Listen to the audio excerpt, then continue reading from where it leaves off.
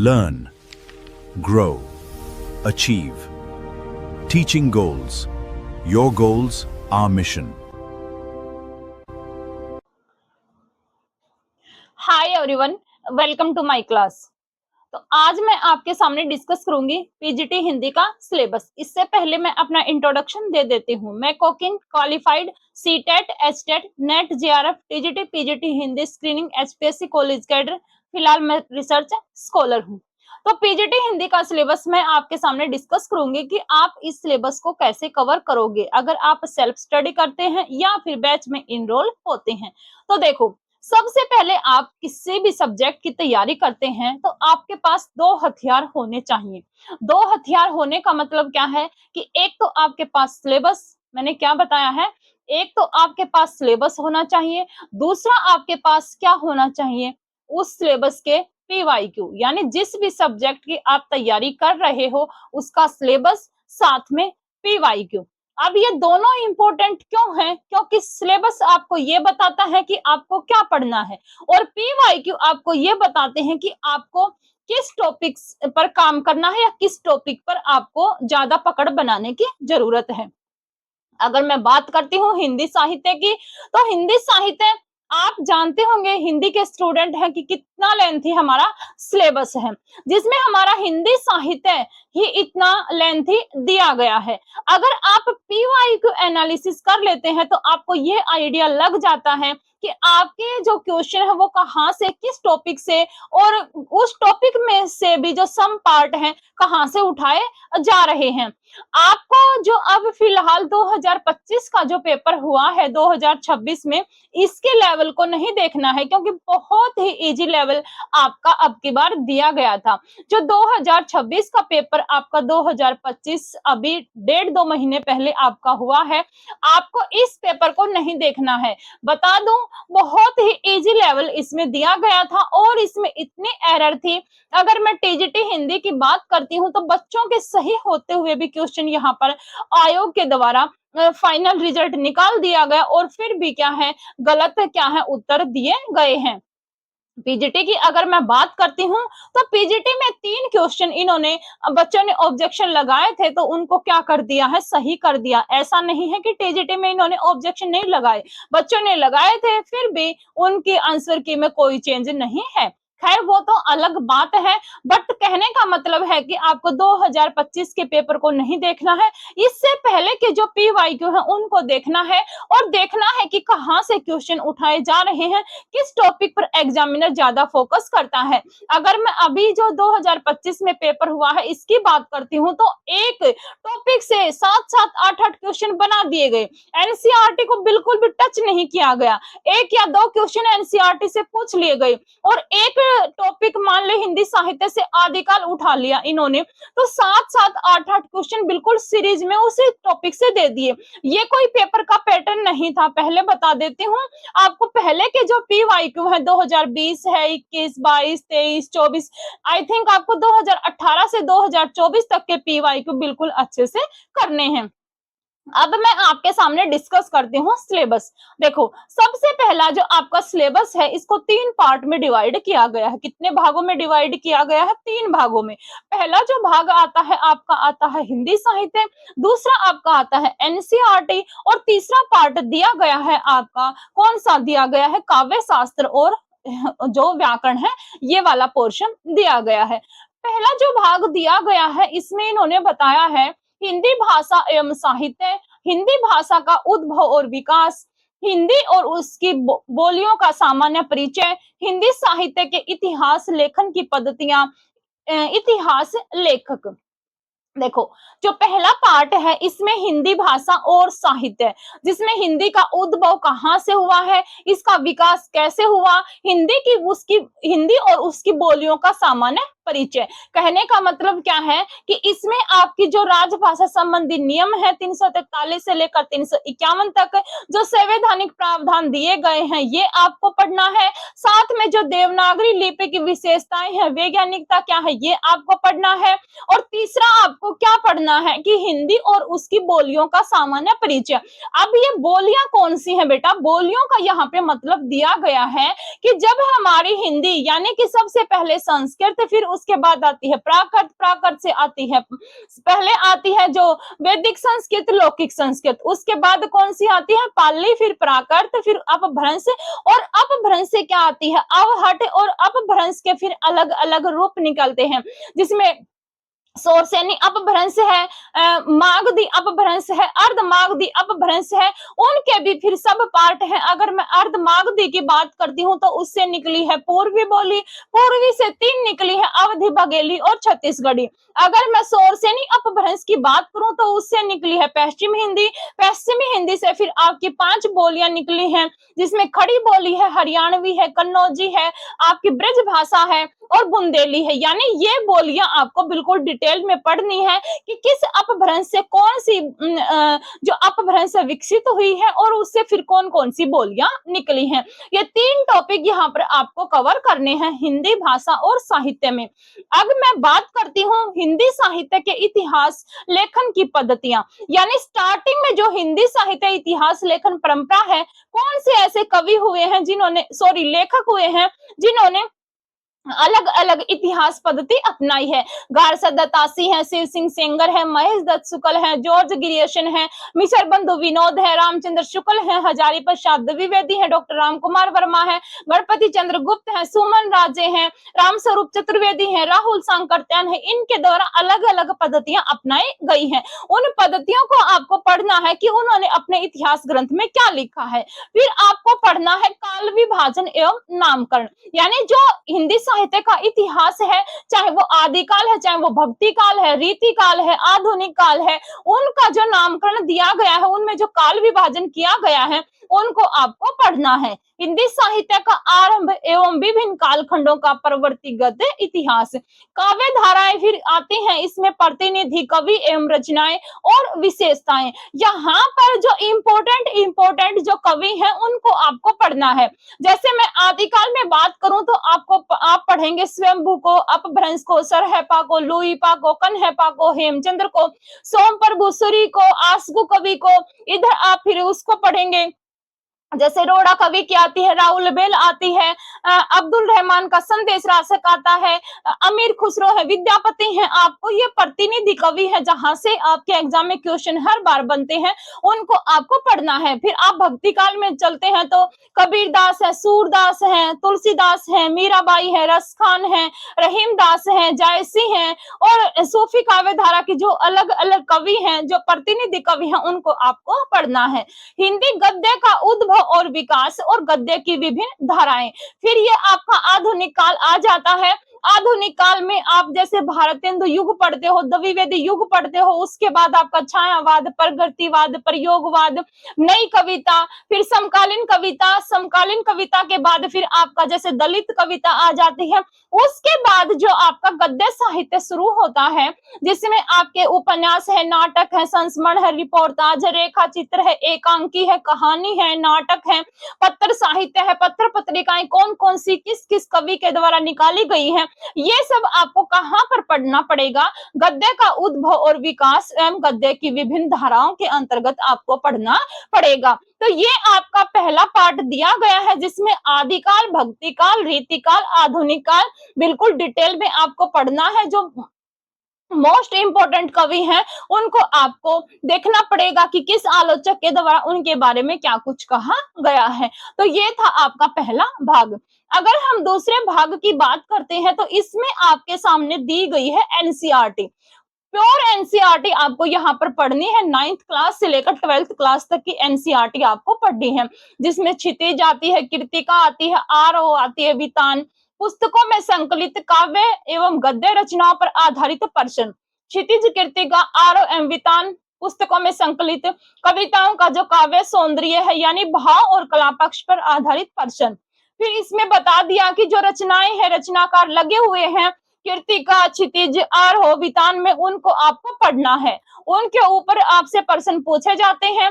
पाठ्यक्रम में जो संकलित गद्य विधाओं का परिचय है, प्रमुख व्यक्तित्व है एवं उनके कौशल के परिचयात्मक ज्ञान पर आधारित प्रश्न आपसे पूछे जाएंगे। कहने का मतलब है कि 9th क्लास से लेकर 12th क्लास की एनसीईआरटी में जो कवि या लेखक दिए गए हैं, उनको आपको अच्छे से पढ़ना है। उनका जो जीवन परिचय दिया गया है, साथ में उन्होंने जो जीवन परिचय दिया है उसके नीचे ही जो चैप्टर दिया गया है, मान लीजिए कविता है, कहानी है, नाटक है, उपन्यास है, जो भी उनकी विधा है उनके बारे में उन्होंने बताया है। तो आपको बस यही पढ़ना है, यानी कि जीवन परिचय है लेखक या कवि का, और उसके साथ में उस पाठ से संबंधित, उस विधा से संबंधित जो बताया गया है आपको बिल्कुल अच्छे से पढ़ना है, क्योंकि एग्जाम में क्वेश्चन आपके वहीं से बनते हैं। मान लीजिए नागार्जुन के बारे में पूछा जा रहा है, तो एनसीईआरटी में जो नागार्जुन का जीवन परिचय दिया गया है, उनकी कौन सी रचनाएं हैं, उन्होंने कौन सी पत्रिका का संपादन किया है, प्रगतिवादी कवि हैं, प्रयोगवादी कवि हैं, या फिर जो तार सप्तक से बिलोंग करते हैं, या फिर नागार्जुन की रचनाएं दे दी जाएंगी। और नागार्जुन की जैसे कि एक दंतोरित मुस्कान जो कविता है उसमें से क्वेश्चन पूछ लेगा। इस तरह से क्या है, एनसीईआरटी में से आपसे क्वेश्चन पूछे जाते हैं। फिर आपके सामने आता है रेडियो नाटक और हिंदी पत्रकारिता के विविध आयाम पर आधारित प्रश्न।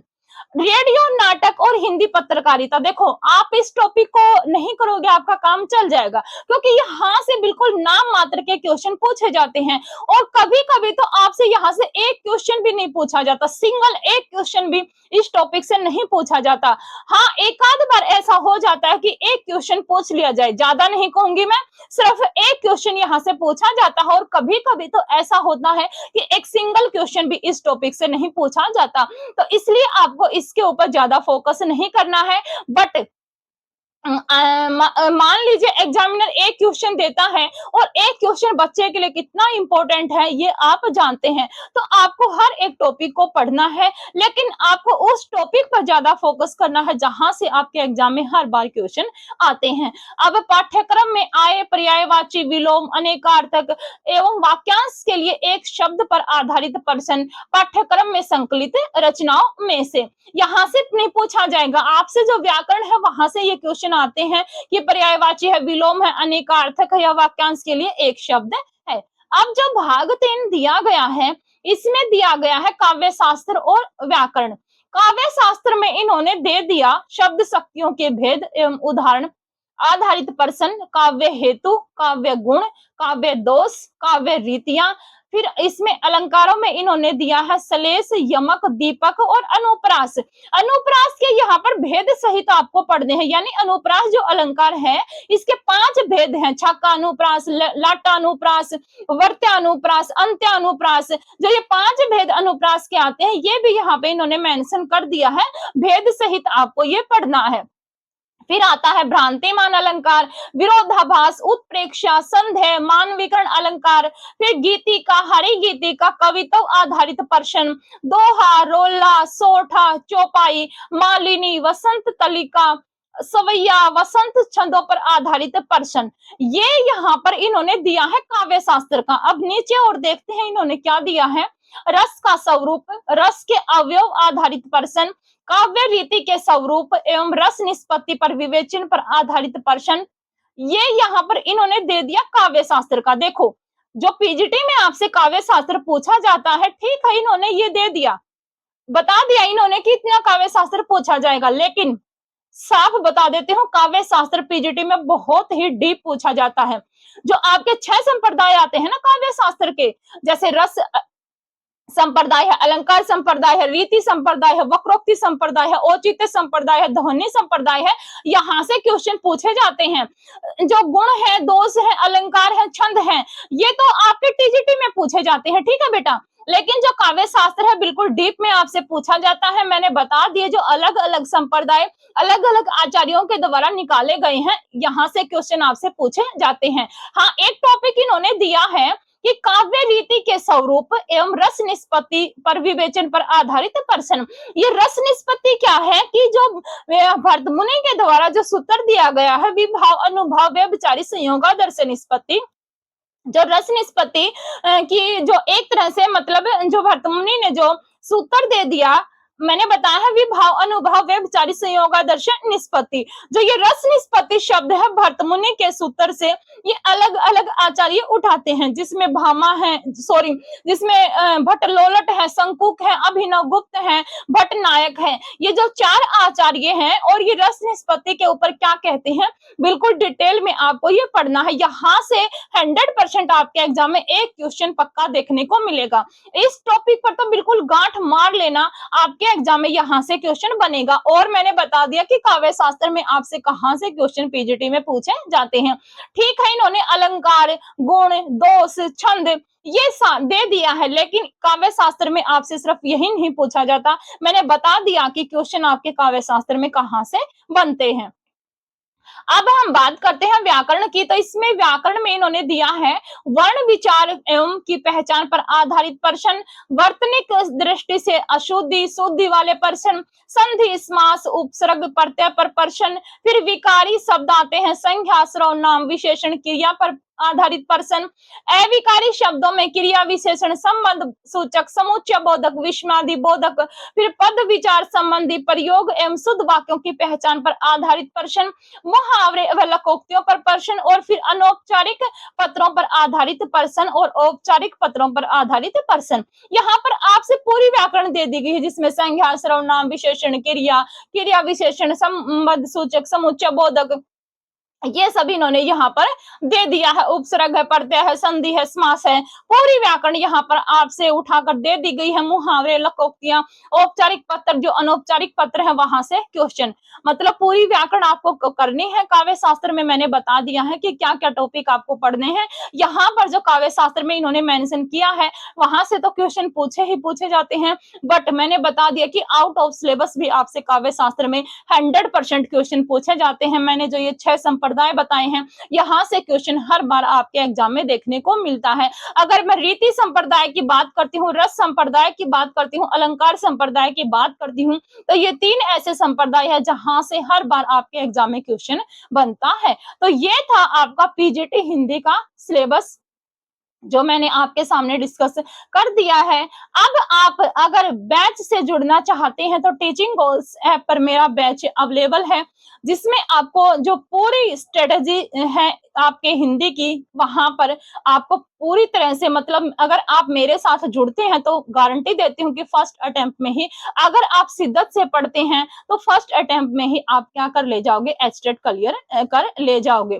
तो टीचिंग गोल्स ऐप के ऊपर मेरा बैच अवेलेबल है, बिल्कुल मिनिमम प्राइस यहाँ पर फीस है जो रखी गई है। बैच में आपको पूरा कंटेंट दिया जाएगा, आपको संपूर्ण हिंदी साहित्य, एनसीईआरटी है, आपका जो काव्य शास्त्र है, हिंदी व्याकरण है, मतलब सब कुछ बिल्कुल डिटेल में आप लोगों को पढ़ाया जाएगा। टीजीटी के जो बच्चे हैं मेरे साथ जुड़े हुए हैं और पहले भी जुड़े थे, उनको पता है कि कितना डीप कंटेंट मैं आप लोगों को देती हूँ। नेट लेवल तक का जो यूजीसी नेट पेपर 2 हिंदी है और साथ में जो यूनिट 10 है काव्य शास्त्र की, आप यहाँ से कवर कर सकते हैं। तो इतना डीप कंटेंट मैं दूंगी, बस पढ़ने वाले आप होने चाहिए। शिद्दत से आप पढ़िए, जो क्लासेज आपको दी जा रही हैं उनको रेगुलर देखिए, साथ में आपको पीडीएफ दी जा रही है, पीडीएफ को देखिए। और पीवाईक्यू मैंने ऐप के ऊपर पिछली बार टीजीटी हिंदी का जो बैच था उसमें मैंने पीवाईक्यू 2 बार करवाए थे आपको, 2018 से लेकर 2024 तक के पीवाईक्यू मैंने 2 बार ऐप के ऊपर करवाए थे। ऐप में आपको हर मतलब हफ्ते वीकली टेस्ट दिया जाता है और आपको मतलब मॉक टेस्ट, पीवाईक्यू, कहने का मतलब है कि सब कुछ आपको वहां पर करवाया जाएगा। अगर आप बैच से जुड़ना चाहते हैं तो बता दिया मैंने, टीचिंग गोल्स ऐप के ऊपर क्या है, मेरा बैच अवेलेबल है, आप मेरे साथ जुड़कर आप अपना एचटेट क्लियर कर सकते हैं, टीजीटी पीजीटी दोनों का। अब एक टॉपिक देखो, ऐसे आपको पढ़ना है, मैं आपको बताती हूँ। एक टॉपिक आपका हिंदी साहित्य में आता है सिद्ध और नाथ साहित्य। अब ये सिद्ध कौन थे और नाथ कौन थे, जब हम डिटेल में ऐप के ऊपर पढ़ेंगे तब आप लोगों को बताऊंगी, बट यहाँ पर एक बार थोड़ा सा मैं आप लोगों को बता देती हूँ। सबसे पहले हमारा कौन सा काल आता है, आदिकाल आता है। आदिकाल की जो समय सीमा मानी गई है कितनी है, 1050 से 1375 संवत। अगर हम रामचंद्र शुक्ल के अकॉर्डिंग बात करते हैं, लेकिन वैसे तो अलग अलग आलोचक हैं। डॉक्टर नगेंद्र मानते हैं 7वीं से 14वीं शताब्दी, हजारी प्रसाद द्विवेदी मानते हैं 1000 से 1400 ईस्वी, उधर जो राहुल सांकृत्यायन है मानते हैं 763 से 1200 ईस्वी, यानी कि अलग अलग आलोचकों के द्वारा अलग अलग मानी गई है। बट हम तो रामचंद्र शुक्ल को लेकर चलेंगे। आदिकाल की जो समय सीमा बताते हैं 1050 से 1375 विक्रम संवत में क्या है, ये आदिकाल की समय सीमा बताते हैं।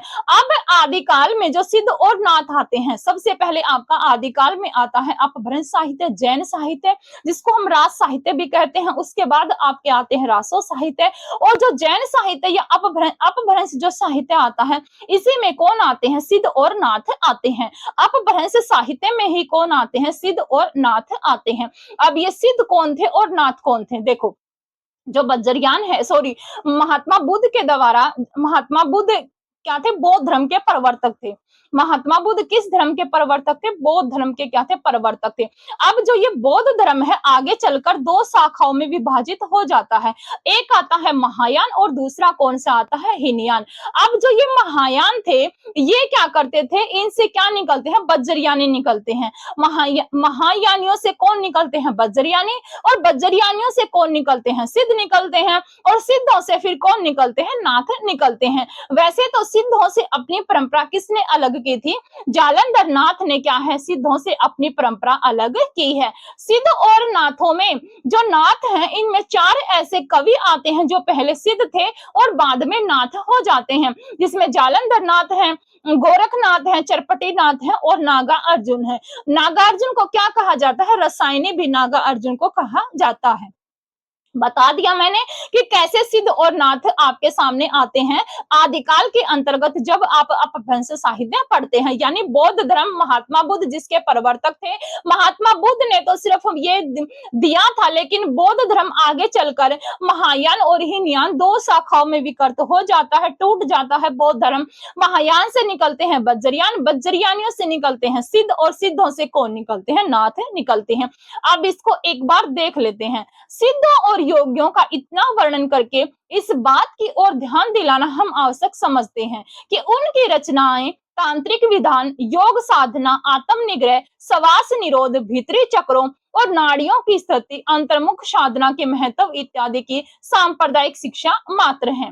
जीवन की स्वाभाविक अनुभूतियों और दशाओं से उनका कोई संबंध नहीं है, अतः वे शुद्ध साहित्य के अंतर्गत नहीं आती। और यही क्वेश्चन आपके PY में एज इट इज बना है, यानी ये कोटेशन रामचंद्र शुक्ल के द्वारा दी गई है।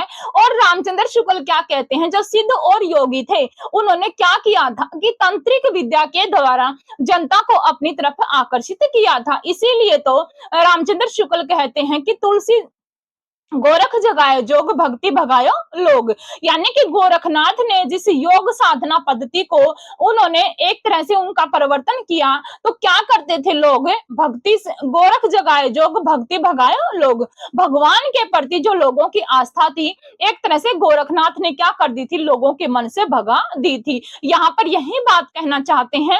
और सिद्ध और नाथों को रामचंद्र शुक्ल हिंदी साहित्य में जगह नहीं देते, यानी आदिकाल के अंतर्गत सिद्ध और नाथों को रामचंद्र शुक्ल नहीं गिनते। क्यों नहीं गिनते, कहते हैं कि ये क्या है, सिर्फ सांप्रदायिक शिक्षा मात्र हैं, जीवन की स्वाभाविक अनुभूतियों और दशाओं से उनका कोई संबंध नहीं था, अतः वे शुद्ध साहित्य के अंतर्गत नहीं आती।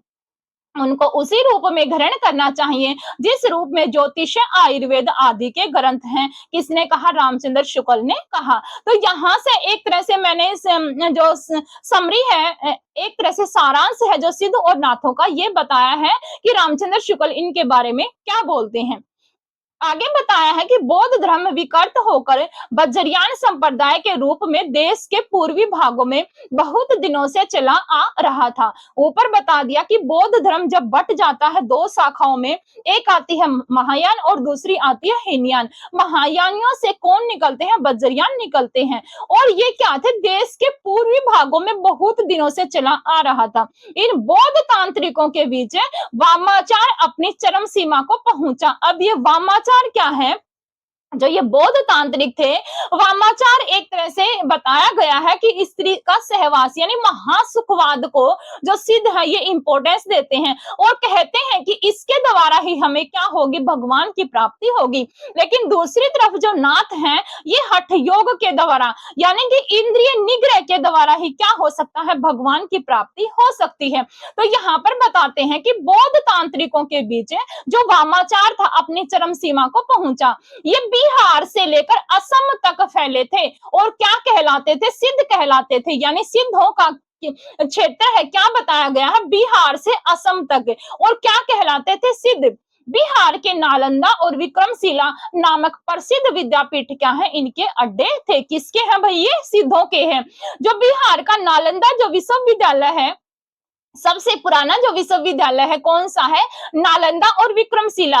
नालंदा में बताया जाता है कि जो सिद्ध आते हैं, राहुल सांकरत्यायन जिसको हिंदी का पहला कवि मानते हैं, सरहपा, बताया जाता है कि इसी यूनिवर्सिटी से क्या है, पढ़े थे और यहीं पर उन्होंने अध्यापन भी किया था, ऐसा बताया जाता है। तो बिहार का जो नालंदा और जो विक्रमशिला है, ये दो प्रसिद्ध विद्यापीठ किन के अड्डे थे, ये सिद्धों के अड्डे थे। और सिद्धों का जो समय है, ये 8वीं शताब्दी से 13वीं शताब्दी माना जाता है, क्योंकि 769 में कौन आते हैं, सरहपा आते हैं और फिर 820 में लुइपा आते हैं, कन्हपा आते हैं। इसके बाद भी अलग अलग सिद्ध आए हैं, लेकिन समय इनका बताया गया है 8वीं शताब्दी से 13वीं शताब्दी।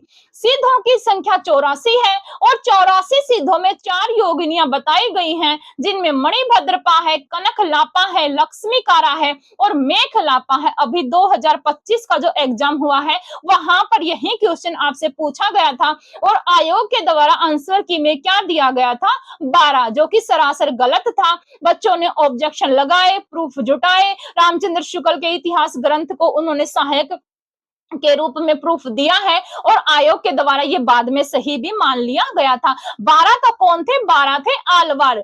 12 कौन थे, आलवार थे। 63 कौन थे, नैनार थे और 84 कौन थे, सिद्ध थे।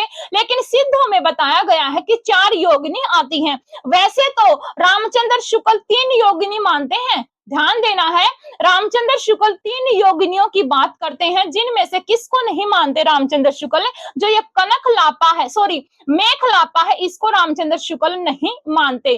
3 को मानते हैं, मणिभद्रपा, कनक लापा और लक्ष्मीकारा, लेकिन मेख लापा को रामचंद्र शुक्ल नहीं मानते। लेकिन जब आप डॉक्टर नगेंद्र और हरदयाल के द्वारा संपादित ग्रंथ पढ़ते हैं, तो वहां पर चारों का जिक्र दिया गया है। तो कहने का मतलब है कि ये क्वेश्चन आपके PYQ में पूछा जा चुका है। अब तक बिल्कुल मैं थोड़ा सा आपको करवाया है, इसमें से 3 या 4 क्वेश्चन आपके एग्जाम में पूछे जा चुके हैं। सिद्धों की भाषा संध्या भाषा थी। साधना अवस्था से निकले सिद्धों की बानियां चर्या गीत कहलाई। यानी साधना अवस्था क्या है, ऊपर एक शब्द आया था ना, वामाचार, यानी कि महासुखवाद के द्वारा जो भगवान की प्राप्ति ये करते थे और जो गीत गाते थे, ये क्या कहलाते थे, चर्या गीत कहलाते थे। नारी सहवास को ब्रह्मानंद सहोदर माना गया। विशेषतः डोमिनी और रजकी आदि का अबाध सेवन एक आवश्यक अंग था। सिद्ध कहते हैं डोमिनी का आह्वान इस प्रकार करते हैं। अब जो ये नारी सहवास है यानी महासुखवाद है या वामाचार है, इसको किसके समान बताते हैं, ब्रह्मानंद सहोदर के समान बताते हैं। और ये ब्रह्मानंद सहोदर यहाँ पर ये स्त्रियों का 2 नाम लेते हैं, एक तो नाम लेते हैं डोमिनी और दूसरा नाम लेते हैं रजकी या राजकी। यानी डोमिनी और जो राजकी 2 स्त्रियां, मतलब इन्होंने ये नाम बताए हैं भाई सिद्धों ने, डोमिनी और रजकी कहते हैं कि इनका अबाध सेवन करने से हमें किसकी प्राप्ति होगी, भगवान की प्राप्ति होगी। और सिद्ध कन्हपा बताते हैं डोमिनी का आह्वान करते हुए एक गीत किस प्रकार रखते हैं कि नगर बहारे ढोंबी तोहरी कुड़िया छाई। ये किसने कहा है, ये कहा है कन्हपा ने। और ये पंक्ति एज इट इज आपके PYQ में बन चुकी है।